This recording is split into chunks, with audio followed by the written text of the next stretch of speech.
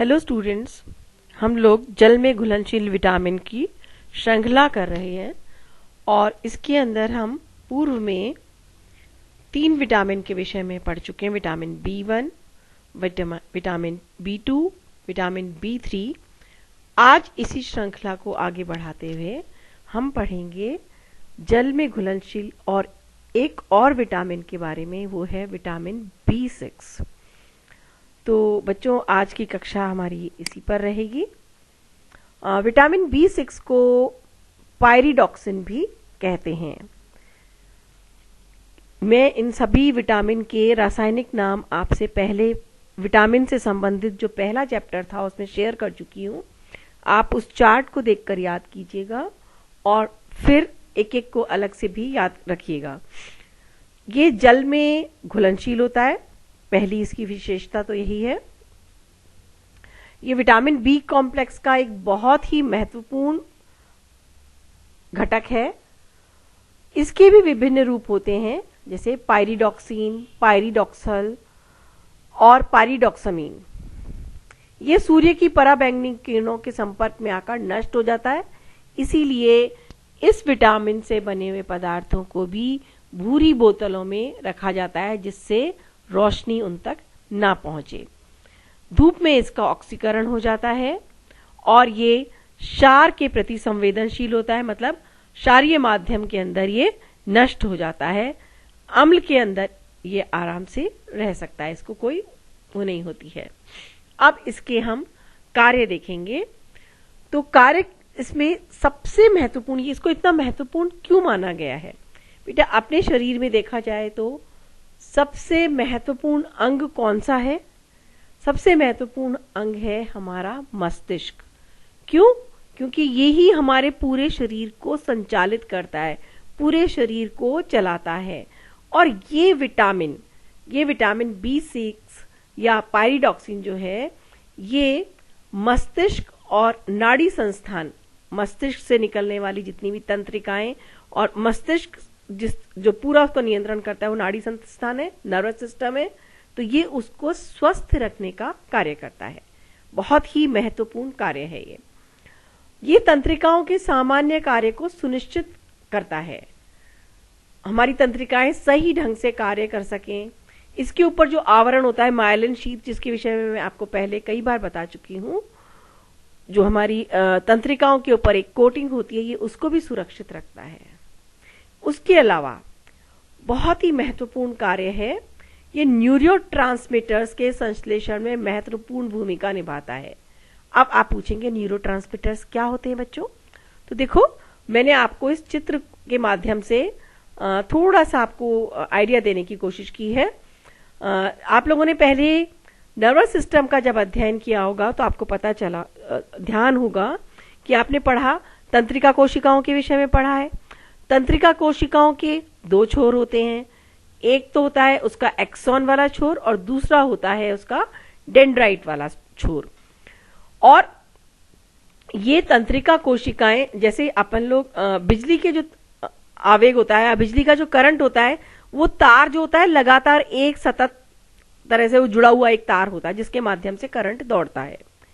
हमारे मस्तिष्क में करंट तो दौड़ता है, लेकिन जो तंत्रिकाएं हैं बेटा, वो एक सीधी सतत कोई एक तार की तरह नहीं होती हैं। इसमें तंत्रिका कोशिकाएं क्या होती हैं? तंत्रिका कोशिकाएं अलग अलग कोशिकाएं जो होती हैं, ये आपस में इस तरह से जुड़ी हुई होती हैं, जैसे पेड़ के अंदर आपस में एक दूसरे से शाखाएं उलझी हुई रहती हैं। आप देखिए कि एक शाखा दूसरी शाखा से मिलती नहीं है। ठीक इसी तरह से हमारी तंत्रिका कोशिकाएं भी आपस में एक दूसरे से मिलती नहीं है, इनके सिरे बिल्कुल आसपास आ जाते हैं। तो ये जो बेटा, ये जो आपको चित्र में दिखाया है मैंने, ये नीले नीले जो छोर हैं, ये देखिए, ये अक्ष तंत्रिका का अक्ष तंतु है और ये डेंड्राइट है ना। ये दोनों आपस में मिलते नहीं हैं, इनके बीच में थोड़ा सा स्थान रह जाता है। तो फिर हमारे आवेग या हमारे जो मस्तिष्क से जो भी तरंग जाती है, वो कैसे एक तंत्रिका कोशिका से दूसरे पे जंप मारती है, ये प्रश्न होता है। तो इस कार्य के लिए बेटा, ये बीच में जो छोटे छोटे दाने दिख रहे हैं, इनको न्यूरोट्रांसमीटर्स कहते हैं। और इनका कार्य होता है कि एक तंत्रिका, एक कोशिका से जो आवेग आया है उसे दूसरी तंत्रिका कोशिका के छोर तक पहुंचाना, इस गैप के बीच में कैरियर का काम करते हैं ये न्यूरोट्रांसमीटर्स। तो न्यूरोट्रांसमीटर्स शब्द आपको समझ में आ गया। तो न्यूरोट्रांसमीटर्स भी कई प्रकार के होते हैं, सेरोटोनिन, डोपामिन, एपिनेफ्रिन, इनके सबके अलग अलग काम होते हैं। जैसे सेरोटोनिन होता है जो, ये हमारे मस्तिष्क को शांत करता है। एपिनेफ्रिन जो होता है ये तेजी से दौड़ाता है। नॉर एपिनेफ्रिन उसके ऊपर नियंत्रण करता है। तो अलग अलग इनके कार्य होते हैं। तो ये न्यूरोट्रांसमीटर्स को बनाने का काम करता है। इसके संश्लेषण ये न्यूरोट्रांसमीटर्स विटामिन B6 की अनुपस्थिति में नहीं बन सकते हैं। तो बच्चा सोचो कितना महत्वपूर्ण कार्य हो गया। तो विटामिन B6 जो है ये न्यूरोट्रांसमीटर्स के संश्लेषण, इनके बनाने की प्रक्रिया में योगदान देता है। तो इसलिए हम कह सकते हैं कि तंत्रिका तंत्र की कार्य प्रणाली के लिए विटामिन B6 बहुत ही जरूरी है और ये एक तंत्रिका से दूसरी तंत्रिका तक संदेश पहुंचाने का कार्य करते हैं। और न्यूरोट्रांसमीटर्स जो होते हैं मुख्यतः अमीनो एसिड से बने हुए होते हैं। ठीक है बच्चों, समझ आया। फिर इसका दूसरा महत्वपूर्ण कार्य है कि ये शारीरिक वृद्धि में भी योगदान देता है। जैसे अन्य विटामिन होते हैं बेटा, देखा गया है कि इसकी कमी से भी जब परीक्षण किए गए तो जब इसकी कमी रही तो जिन प्राणी पर ये एक्सपेरिमेंट किए गए उनकी वृद्धि अवरुद्ध हो गई। तो इससे पता चलता है कि इसका वृद्धि में भी इसकी महत्वपूर्ण भूमिका होती है। इसके अलावा ये कार्बोज जो है उनके चय अपचय में भी योगदान देता है। उसके मेटाबॉलिज्म की प्रक्रिया में इसका रोल होता है। इसके बिना कार्बोज सही ढंग से उपापचयन उनका नहीं हो पाता। फिर ये हार्मोन्स का नियमन करते हैं। हार्मोन्स क्या होते हैं बेटा? अंतःस्रावी तंत्रिकाओं से निकलने वाले स्राव, जो हार्मोन्स होते हैं हमारे शरीर की बहुत सारी क्रियाओं को संचालित करते हैं। जैसे थायराइड हार्मोन होता है, इससे पता चलता है कि हमारी थायराइड जो होता है हमारी बेसल मेटाबॉलिक रेट जो होती है BMR, जिसके विषय में हमने पहले चैप्टर में पढ़ा था, उसको मेंटेन करके रखता है। थायराइड अगर कम होगा तो BMR कम हो जाएगा, ज्यादा होगा तो BMR बढ़ जाता है। एड्रिनल ग्रंथियां, उनके स्राव जो हार्मोन होता है। इसी तरह से इंसुलिन होता है हमारे अग्न्याशय से निकलता है और ये हमारे रक्त के अंदर शर्करा को नियंत्रित करने का कार्य करता है। तो इस तरह से ये ब्लड शुगर को नॉर्मल बनाए रखने में भी इस विटामिन B6 का महत्वपूर्ण योगदान है। इसके अतिरिक्त देखा गया है कि हीमोग्लोबिन बनाने के लिए ये हीम क्या है? हमारा आयरन वाला पार्ट होता है। हीम का एक के पूर्ववर्ती, उसके जब आयरन बनने की जो प्रोसेस, हीम बनने की जो प्रोसेस चल रही होती है, ये उसका पूर्ववर्ती रूप होता है, उसके पूर्ववर्ती की तरह कार्य करता है। मतलब अगर विटामिन B6 नहीं होगा तो हीम का सही ढंग से उत्पादन नहीं आएगा। ये इसका पहला चरण के अंदर योगदान देता है, तभी आगे जाके वो हीम बन पाता है। इसके अलावा ये हमारे रोग प्रतिरोधन शक्ति का भी काम करता है, क्योंकि ये एंटीबॉडी बनाने के लिए मदद करता है। एंटीबॉडी मतलब मैंने आपको बताया था, श्वेत रक्त कणिकाएं हमारे शरीर की रक्षा करती हैं विभिन्न तरीकों से। पिछली बार मैंने आपको बताया था फैगोसाइटोसिस के बारे में, मतलब जीवाणुओं को भक्षण कर लेती हैं। यहां पर ये बना रही है क्या? एंटीबॉडी, प्रतिपिंड बनाने में मदद करता है। प्रतिपिंड जो होते हैं, जो भी जीवाणु, जो भी बीमारी के रोगाणु होते हैं, उनसे लड़ने का कार्य करते हैं। फिर ये फॉलिक अम्ल के संश्लेषण में भी महत्वपूर्ण भूमिका निभाता है। इसके अलावा ये प्रोटीन के ब्रेकडाउन में, विटामिन B6 जो है प्रोटीन का जो अपघटन होता है उसके अंदर इसकी बहुत महत्वपूर्ण भूमिका होती है। जैसे ये अमीनो अम्ल में से अमीन को अलग करने का कार्य करता है। जैसे ट्रिप्टोफेन को नाइसिन में परिवर्तित कर रहा है। नाइसिन क्या था? आपने पिछले चैप्टर में पढ़ा, विटामिन B6। तो नाइसिन कैसे बन रहा है हमारी बॉडी के अंदर? जब प्रोटीन का ट्रिप्टोफेन जो है उसको B6 नाइसिन में परिवर्तित करते हैं। इसीलिए कहते हैं कि हम हमारे आहार में प्रोटीन के अनुपात में ही विटामिन B6 की आवश्यकता होती है। जितना अधिक प्रोटीन खाएंगे उतना ही अधिक विटामिन B6 भी लेना चाहिए, जिससे उसका अपघटन हो सके और वो हमारे शरीर के लिए उपयोगी हो सके। अब जैसे सारे पोषक तत्वों का हम देख रहे हैं, तो इसकी भी कमी हो सकती है, डेफिशिएंसी हो सकती है। इसकी डेफिशिएंसी के कारण क्या क्या है? देखा गया है कि जो वृद्ध लोग होते हैं उनमें विटामिन B6 की कमी हो जाती है। जो लोग शराब का अधिक सेवन करते हैं उनमें तो सारे ही विटामिन की, आपने देखा विटामिन B1, B2, B3 सबकी कमी हो जाती है अगर मद्यपान करता है व्यक्ति। डायलिसिस कराने वाले लोगों में भी विटामिन B6 की कमी हो जाती है। डायलिसिस शब्द बच्चों आपके लिए नया हो सकता है। डायलिसिस होता है बेटा जब हमारी किडनी, वृक्क जो होते हैं उनमें गुर्दे अगर किसी व्यक्ति के कार्य करना बंद कर देते हैं तो व्यक्ति की डायलिसिस के द्वारा, गुर्दे या किडनी हमारा क्या काम करते हैं? हमारे शरीर से की छलनी का काम करते हैं। हमारे शरीर के जो हार्मफुल पदार्थ हैं, विषैले पदार्थ हैं, उनको शरीर से अलग करके मूत्र के माध्यम से बाहर निकालते हैं, मूत्र के माध्यम से। अब अगर किसी की किडनी खराब हो गई तो हमारे शरीर में विषैले पदार्थ जमा होने लगेंगे। तो डायलिसिस वो प्रक्रिया है बेटा जिसके द्वारा हमारे शरीर के रक्त को उस छलनी, एक डायलिसिस के लिए मशीन होती है, उस मशीन में से गुजारा जाता है जिससे रक्त छनकर वापस व्यक्ति के शरीर में आ जाता है। तो डायलिसिस की प्रक्रिया जिनकी किडनी खराब हो जाती है उनकी किया जाता है। तो जो लोग डायलिसिस पे होते हैं उन लोगों में देखा गया है कि उनमें विटामिन B6 की कमी हो जाती है। इसके अलावा देखा गया है डायबिटीज, जिसको हम आम बोलचाल में मधुमेह भी कहते हैं, एड्स और लिवर की बीमारी, लिवर यकृत से संबंधित कोई भी बीमारी होती है तो उन लोगों में वो भरपूर मात्रा में खा रहे हैं आहार में, लेकिन फिर भी इसके सेवन पर भी उनकी अंदर कमी हो जाती है। धूम्रपान या बहुत ज्यादा दवाएं, लोगों को क्या आदत होती है, जरा सिर दर्द हुआ दवा खा ली, विज्ञापन देखा दवा खा ली, जरा सी कोई प्रॉब्लम हुई जाकर दुकानदार से बोला मेरी ये प्रॉब्लम हो रही है दवा दे दो, सिर दर्द हो रहा है, पेट दर्द हो रहा है। आए दिन कुछ लोगों को दवा फांकने की आदत होती है। तो जो लोग दवा का सेवन ज्यादा करते हैं, बहुत ज्यादा दवाएं खाते हैं, उन लोगों में भी विटामिन B6 की कमी हो जाती है। गर्भ निरोधक गोलियां, इनके विषय में आप सब लोग जानते हैं।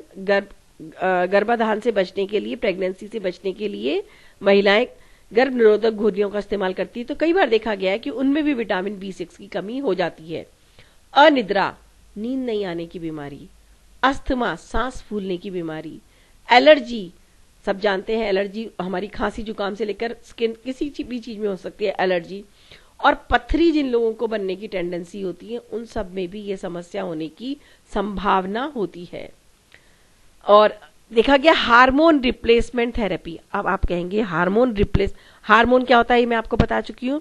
हार्मोन रिप्लेसमेंट थेरेपी ऐसा होता है कि बेटा जैसे जैसे हमारी आयु बढ़ती है तो हमारे शरीर के अंदर, जैसे हमारी महिलाओं के अंदर ईस्ट्रोजन हार्मोन बहुत महत्वपूर्ण होता है, और जब रजोनिवृत्ति होती है, जब पीरियड्स आने बंद हो जाते हैं तो ईस्ट्रोजन हार्मोन का स्तर महिलाओं में कम होने लग जाता है। इस ईस्ट्रोजन स्तर के कम होने से महिलाओं को बहुत सारी समस्या आती है। अगर किसी की समस्या ज्यादा हो रही होती है तो डॉक्टर उनको वापस से हार्मोन देना शुरू करते हैं दवाई के माध्यम से। तो इसको कहते हैं हम हार्मोन रिप्लेसमेंट थेरेपी। तो जो लोग हार्मोन रिप्लेसमेंट थेरेपी ले रहे होते हैं उन महिलाओं में भी ये समस्या देखी जाती है विटामिन B6 की कमी की। अब इसका प्रभाव क्या होता है? सबसे पहला है इसका प्रभाव न्यूरोटॉक्सिक प्रभाव। अब आप कहेंगे न्यूरोटॉक्सिक शब्द क्या है बच्चों? न्यूरो मतलब तंत्रिका, नर्व से बना है न्यूरो। टॉक्सिक मतलब विषैला, मतलब हमारे तंत्रिका तंत्र पर यह विषैला प्रभाव देखने को मिलता है। अभी आपको मैंने बताया था कैसे न्यूरोट्रांसमीटर्स बना रहे हैं, कैसे हमारी तंत्रिकाओं को स्वस्थ रखता है। इसकी कमी से हमारी जो तंत्रिकाओं का आवरण है माइलिन शीथ वो नष्ट होने लग जाता है, तो हमारे पूरे तंत्रिका तंत्र पर इसका विषैला प्रभाव देखने को मिलता है। मतलब इससे हमारा जो केंद्रीय तंत्रिका तंत्र है, सेंट्रल नर्वस सिस्टम को नुकसान पहुंच सकता है। तो ये बहुत ही घातक हो सकता है, विशेष रूप से शिशुओं में। क्यों? क्योंकि उस समय बच्चों मस्तिष्क का हमारा सबसे तीव्र गति से विकास हो रहा होता है, तो उस समय में इसकी कमी नहीं होनी चाहिए। दूसरा इसका प्रभाव होता है माइक्रोसाइटिक एनीमिया। एनीमिया शब्द से आप लोग परिचित हैं। एनीमिया होता है खून की कमी होना, रक्त अल्पता कहते हैं हम इसको। माइक्रोसाइटिक एनीमिया में क्या होता है बेटा, जो हमारी लाल रक्त कणिकाएं होती हैं उनका आकार बहुत ही छोटा हो जाता है, माइक्रो होता चला जाता है, बहुत छोटा हो जाता है। इसकी वजह से शरीर के अंदर हीमोग्लोबिन की कमी हो जाती है, और हीमोग्लोबिन की कमी होगी तो हमारे को एनीमिया हो जाएगा। तो जब रक्त ये माइक्रोसाइटिक एनीमिया होता है तो रक्त कणिकाओं का आकार कम हो जाता है और हीमोग्लोबिन की कमी हो जाती है। तो ये B6 की कमी से भी हो सकता है। वैसे इसका प्रमुख कारण होता है आयरन की कमी होना शरीर में। फिर इसमें इसकी कमी से इलेक्ट्रोएन्सेफेलोग्राफिक असमानता भी देखी गई है। क्या होता है बेटा एनसेफेलोग्राफी मैंने आपको शायद पहले भी बताया हुआ है कि सिफेलो शब्द जहां जाए समझ लो मस्तिष्क से रिलेटेड है। इलेक्ट्रो मतलब जैसे ईसीजी होता है बेटा, ईसीजी आपको पता है क्या होता है बच्चों, जब हृदय की करंट, हृदय के कार्य प्रणाली को देखने के लिए कुछ विभिन्न तारों के तार बाहर से लगाए जाते हैं और रिकॉर्डिंग की जाती है उसकी, उसको ईसीजी कहते हैं। वो ईसीजी से आप लोग शायद परिचित होंगे। ईजी होता है जब मस्तिष्क का ये करते हैं, तो मस्तिष्क के अंदर कुछ समस्याएं आती हैं जो ईईजी इलेक्ट्रोएन्सेफेलोग्राम में दिखाई देती है, असामान्य उनके लक्षण दिखाई देते हैं। तो मतलब कुल मिलाकर हम ये कह सकते हैं मस्तिष्क की कार्यप्रणाली को प्रभावित करता है। ठीक है, एक सेकंड बच्चों होल्ड कीजिएगा।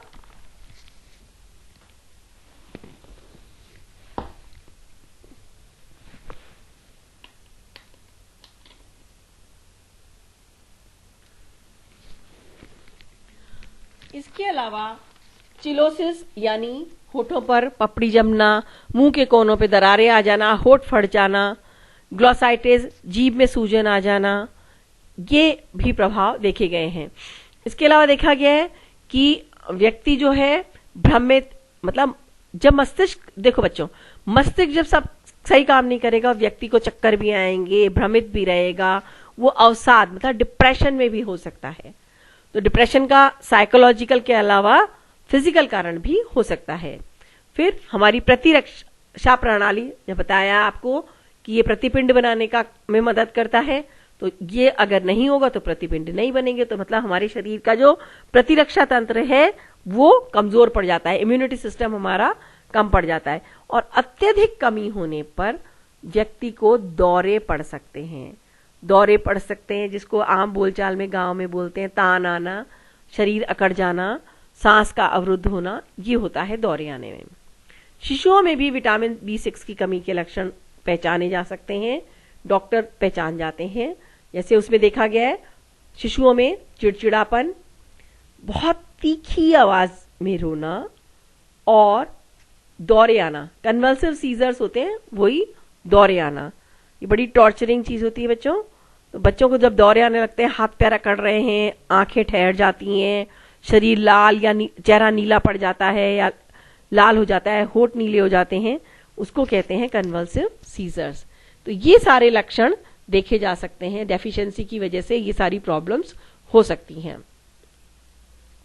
अब विटामिन B6 के सोर्स क्या है, मैंने यहाँ पर आपको देखिए, यहाँ पर आप रोक लीजिए वीडियो को और देखिए कि इसके स्रोत में मांस तो है ही, मांस ज्यादातर विटामिन का स्रोत है, ज्यादातर पौष्टिक तत्वों का सोर्स है, पर हम शाकाहारी लोगों के लिए भी इसके अंदर बहुत से स्रोत हैं। साबुत अनाज, मशरूम, सब्जियां, हरी सब्जी, पालक विशेष रूप से, मटर देखा गया है, मछली, गाजर, ये सब चीजें जो है बेटा इनको नोट कर लीजिए, इन सब के अंदर विटामिन B6 मिल सकता है।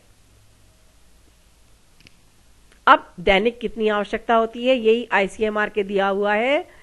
ICMR ने बताया है प्रतिदिन व्यक्ति को विटामिन B6 यानी पायरिडॉक्सिन की कितनी मात्रा में आवश्यकता होती है, मिलीग्राम में दे रखा है, ये सबके लिए दे रखा है, शिशु का, बच्चों का, लड़के लड़की आयु के अनुसार दे रखा है बेटा। इन सबको कितने उसकी आवश्यकता होती है, ये यहां से आप लोग वीडियो को होल्ड कीजिए और नोट कर लीजिए। यहाँ पर हमारा विटामिन B6 से संबंधित चैप्टर पूर्ण होता है। ये मैंने फिर आपको वापस से सोर्स बताने के लिए चित्र लगा दिया है। बच्चों इस वीडियो को देखिए, पीडीएफ में मैं जो नोट्स भेज रही हूँ उनको पढ़िए, समझिए। अगर कुछ समझ ना आए तो आप मेरे व्हाट्सएप नंबर पर मैसेज कर सकते हैं, कुछ भी पूछ सकते हैं आप लोग। वीडियो देखने के बाद नीचे कमेंट बॉक्स के अंदर अपना नाम, कक्षा और सेक्शन जरूर लिख दीजिए, जिससे आप लोगों की अटेंडेंस मार्क हो सके। बच्चों ये जो चैनल है, नीचे एक वीडियो देखने के साथ साथ आप देखिए नीचे एक सब्सक्राइब का बटन होगा, सब्सक्राइब के बटन पर क्लिक कर दीजिए। सब्सक्राइब करने से आपको जब मेरा कोई नया वीडियो आएगा तो आपको तुरंत इसकी सूचना मिल जाएगी। ओके बच्चों, अब हम नेक्स्ट क्लास में नेक्स्ट विटामिन बी के अगली कड़ी की पढ़ेंगे। तब तक बाय।